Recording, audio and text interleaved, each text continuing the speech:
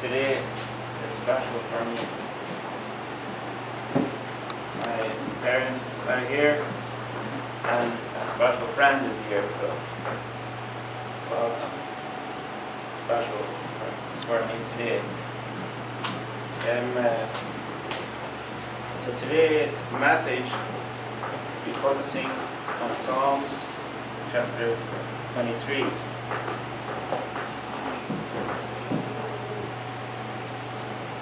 That chapter,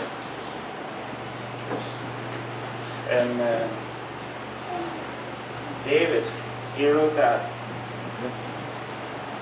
And that chapter especially is focusing on sheep and the shepherd. So that chapter, it's an example of a shepherd and his sheep, an example of God and his people, the church. Those examples that David is using to explain, I think only a shepherd can truly understand the meaning. So for us, we're not shepherds, but maybe we can understand some of how the people way back in the Bible, how they were caring for the sheep. If we learn how the people cared for the sheep, we can better understand this chapter. And I think maybe you know more or less how David was caring for his sheep. And they did not have fences. Today, you are at CDI, you know, the sheep, they have a fence and they stay in there. But David, they did not have a fence. But I understand it. They had a home, they had maybe a barn, and the sheep went for the night. The barn, they would close it, and they would stay. And the sheep would sleep. In the morning, David, he went, he opened the door, and he called the sheep, come. David, he did not. The sheep chased them. No. David was walking and the sheep were following. And when David was speaking, the sheep and his head, and they followed and they obeyed David. So David, he was responsible to care for the sheep. He called them, and he would go and seek for grass. And the sheep, they need nice grass, not just different weeds. They need beautiful green grass. So David, he would go and he would seek for grass. They found it, the sheep, and they would sit down and watch. If a sheep, one sheep, by himself, and David, he would call him to come back. Or if David would see maybe a lion went a sheep and killed it. There's a story in the Bible that David, one time, a lion, he came and David, he was brave. He caught him and he killed it. So David was caring for the sheep. If danger came, David was responsible to protect the sheep. And the sheep, they need clean water. The sheep, they cannot just seek small water, dirty. No, the sheep will become sick. So David, he was seeking clean water for the sheep to drink. So we see David, he cared for the sheep. Careful. He gave them clean grass, clean water, air. They became sick. Maybe sometimes a sheep becomes sick. And David, he would not just leave it. If it couldn't walk, maybe a leg was broken, David would eat water, drink, the evening, would take the sheep to the barn. He cared for them.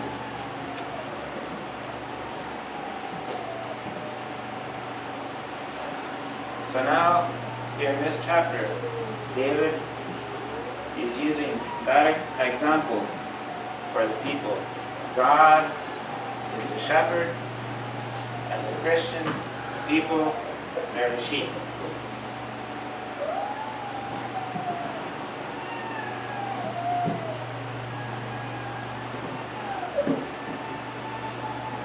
And in that chapter, there's three things that David is explaining how God is leading the people. One, God is giving rest.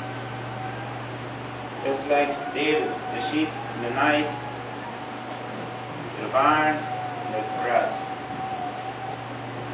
Or in the day, maybe at noon when the sun was hot, maybe you would find a tree for the sheep, the shade, they could rest, clean grass, lie down and rest. Just like that, God is giving rest for us people, Christians. And the second is work. God is not only giving rest, but He wants the Christians to work. David, the sheep, he did not just leave them in the barn and go. No, the sheep themselves, they had to walk and eat the grass. And the third, sorrow. God is giving rest, work, and sorrow. Sometimes we as Christians, we experience hard things, sorrow. In this chapter, the last verse is speaking about death. All of us in the future, we will die, or Jesus will come back. And that, we as people, when we hear the word death, we feel it. We don't like it. But God has planned. Okay, so just like these sheep, they heard David's voice. They knew it, they understood it, and they followed and obeyed. Just like that, Christians, we know God's voice. God is speaking. We hear it, we obey it.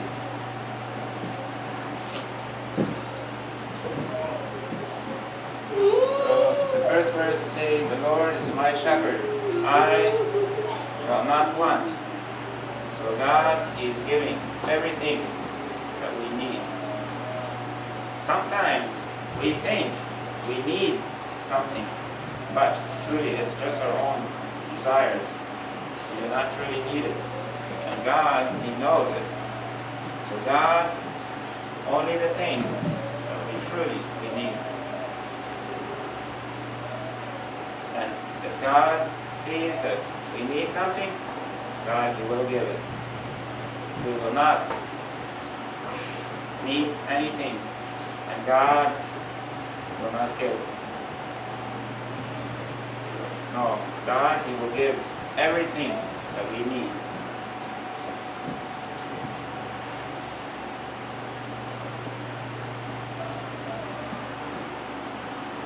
So, verse 2, 3, and 4, there's the three things: rest, work, and sorrow. So in verse 2, is rest. What do you see with sheep? These.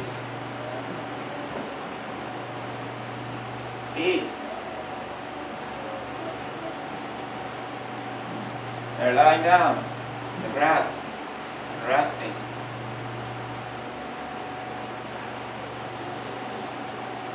So why is rest before work?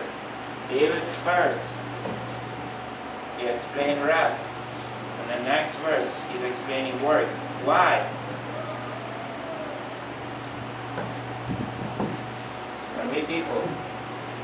When we think about our past, and we remember our experiences,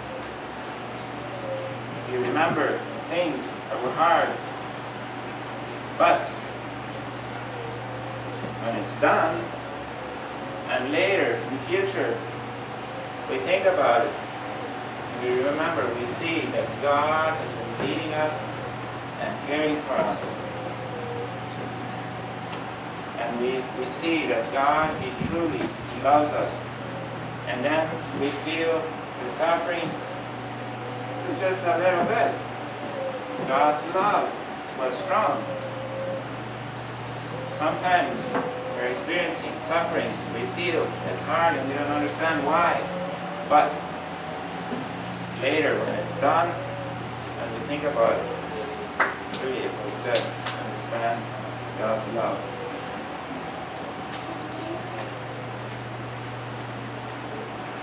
So those are things, the sufferings, God is sending them, He's giving them for us to get ready to work. God is first. He's giving rest and food, water, and then when we're rested, feel strong, then God is sending us to go to work.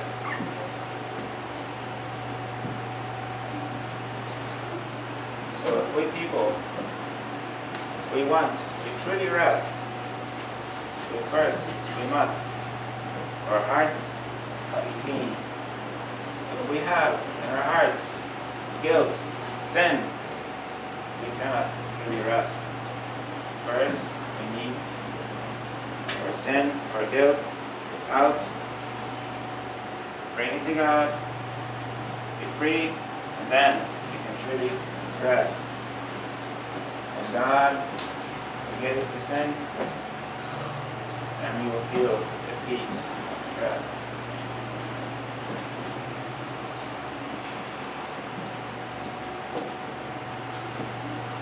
Verse 3 is work. So God, He gives us rest, and He leads us in path of righteousness for His sake. So when God is leading us people, He is choosing the path, the right way that will most glorify Him.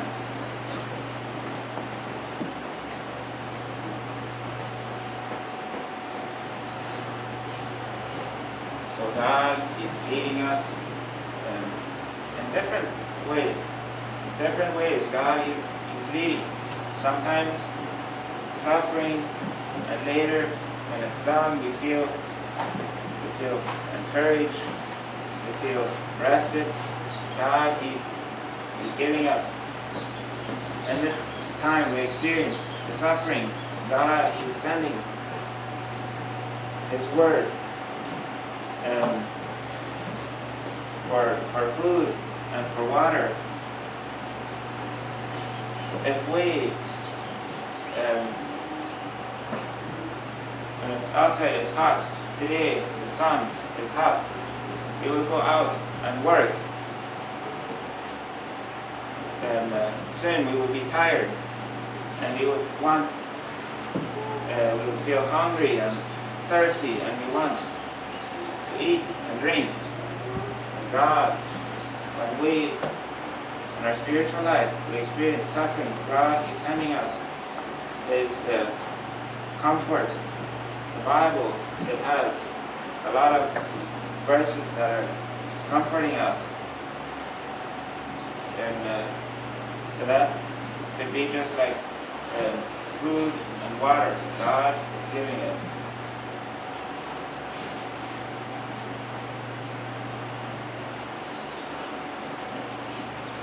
And then when the suffering is done, we feel rested, and we need to go to work.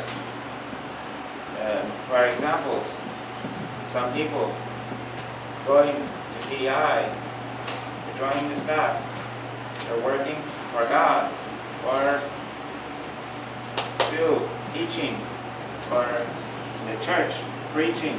There's different things that God is calling the people to go to work.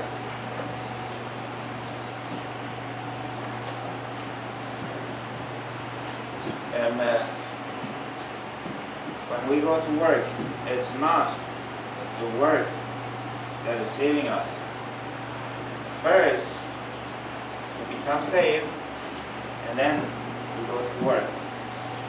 And some people, they believe they must do a lot of good things, and then they will be saved.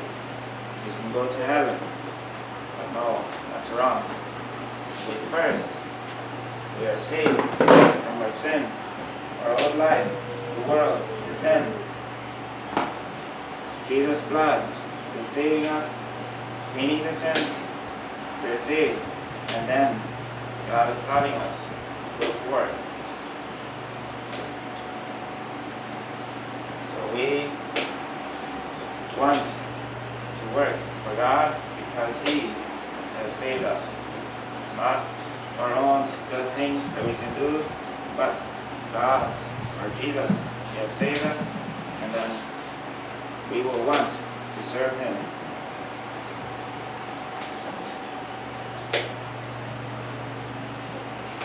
And verse 4 is about sorrow.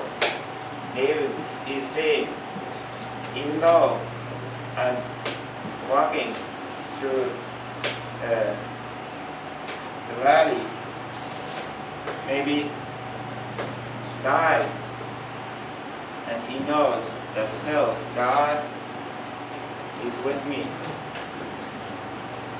And he said, your rod and your staff, they comfort me. You know, David, he had two different sticks that he was using to care for the sheep. There was one more thick rod and the staff. That was number 10. What for? What for? Who knows? Yeah, if a sheep, maybe there was grass near on a mountain and it had, and maybe a sheep would go, and then David would get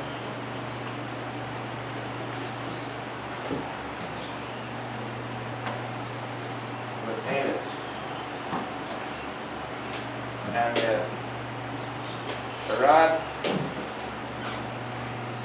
that was more for if a sheep would ignore him, not obey him, and David, he would punish him, teach him to obey. Just like that, God, He has the Bible, He has verses that say if we're sinning, God will punish us.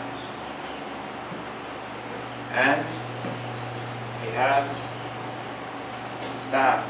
If we fall, God, He can save us.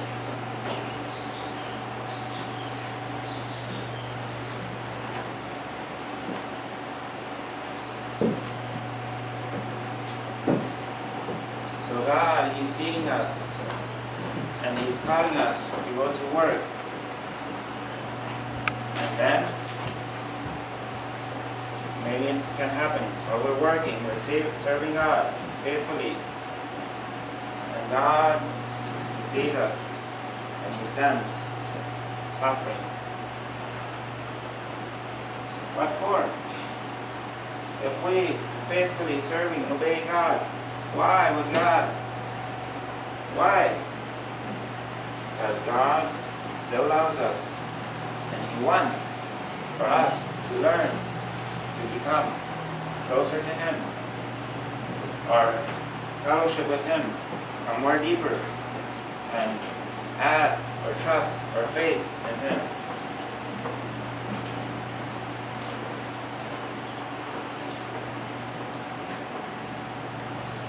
But God, when He sends those sufferings, God, suffering, no, God, He's with us. When He sends the suffering, God comes close, and He comforts us, He helps us. The story about Shadrach, Meshach, and Abednego. You know the story. The king, he built a huge idol. When it was done, the king, he called all the people, the servants, to come out of a party and worship the idol. And these three men, they were invited, they obeyed, they went to the king, and the king announced, and you hear the singing, music, all, you must worship these three men. They were faithful to God. They refused to worship the idol. They only worship God. So they heard singing, all the people worship the idol. But these three men, they would not worship Him. And the king, when he heard it, he became mad. Those three men.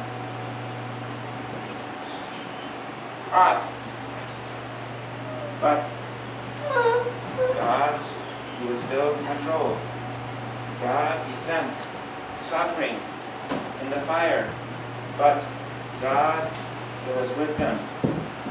And the king, he looked into the fire and he saw 4 men. He had only 3. It was Jesus, or God, He sent His angel to be with these 3 men, to comfort them. So God, He sent the sorrow, but He was with them. Just like that. Today when we experience sorrow, God, He's still with us. So God's Word, the Bible, it comforts us. Another short story about a father. He had a girl who was blind. The father, one day, he was setting his daughter was blind, couldn't see. And there was a friend who came. And this man, he saw the blind girl. He took her, and the father was watching. The girl, wasn't afraid. The father, he asked her, why? You're not afraid. You can't see who is holding you. And the girl, she said, I can't see, but I know you can see, and I trust you. If you allow another man to hold me, you know, you trust this man. Just like that, we can trust God no matter what happens. God knows what is best.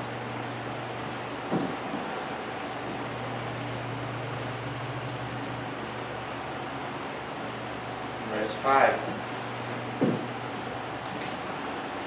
David is saying, you God, you prepare a table before my enemies. So what does that mean? One, this table, maybe it could be communion. The church, sometimes we have communion. And that is God's table, God's food. He's giving it. The table, the bread, food, belongs to God.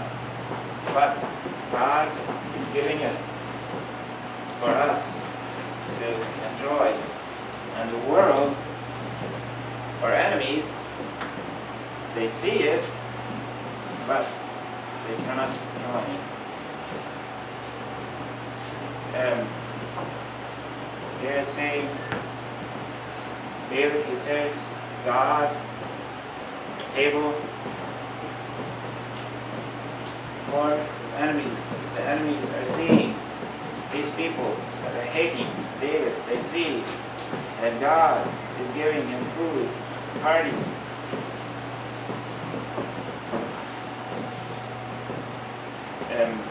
So maybe here would start a conflict. That word, meaning conflict. So David and his enemies, maybe, but God still caring for his children, for the church.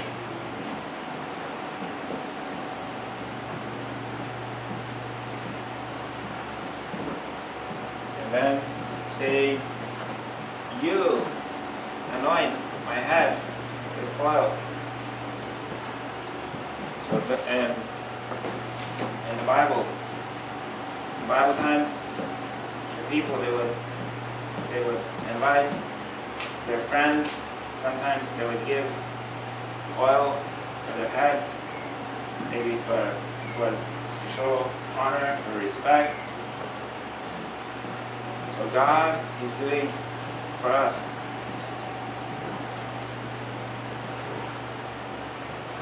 It's like the story about Jesus. One day he was invited to a friend's house, and there was this woman. She brought some oil, and Jesus said, show honor. So that's what God is doing for us. And then my cup is running over. So all the good things that God is giving us, we cannot say them all. And our hearts, they are full and it's running over. God is sending so many good things He's caring for us that we joy, and it's other people when they see us, other people they will see He's so happy, so many good things, and they will feel encouraged.